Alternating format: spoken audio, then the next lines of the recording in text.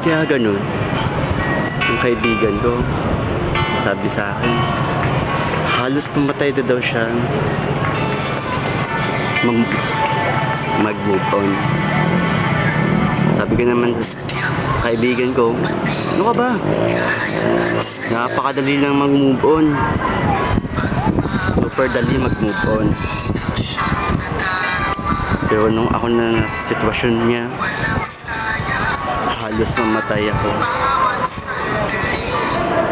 Halos gabi-gabi, gusto ko mamatay. Hindi ko lubos maisip na mangyayari din sa akin.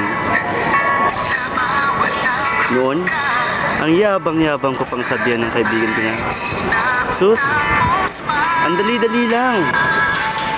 Dali-dali lang kalimutan mo siya. Huwag mong sasababanggitin ang kanyang pangalan.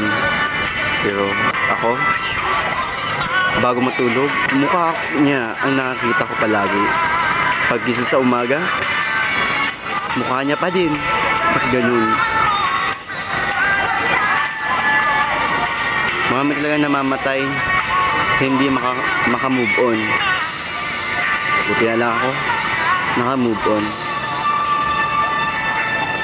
Nakatakas ako sa salitang move on. Nakasacrifice ako at nakayanan kong maka-move on. Maraming salamat ulit sa mga kaibigan ko at nakalimutan ko ang babaeng nanloko sa akin. Di ko lubos maisip na mangyayari din sa akin. Yabang-yabang ko pa sa kaibigan ko. Sus, kahit kailan, hindi ako maluloko ng isang ipitsuging babae lamang. Pero ayun, niloko niya ako. Siya pa naman ang pangalawang tinutuho. Ano ba yung tawag doon? Tinututunan, ganun. Hindi ko alam eh. Siya pa naman ang pangalawang babae nang minahal ko na walang halong pagkukunwari. Pero ayun, nakamove on ako.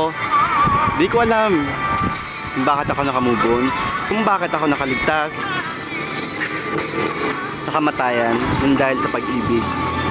Kaya ayun, maraming salamat sa lahat. Kaya sa mga kaibigan ko, sila ang dahilan kung bakit ako nakamove on.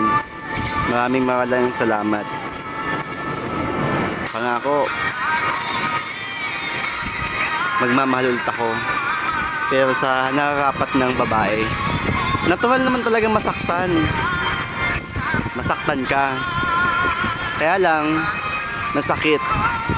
O dapat may ganun talaga sa pag-ibig. Masasaktan ka, pero dahil masayang masaya pa din.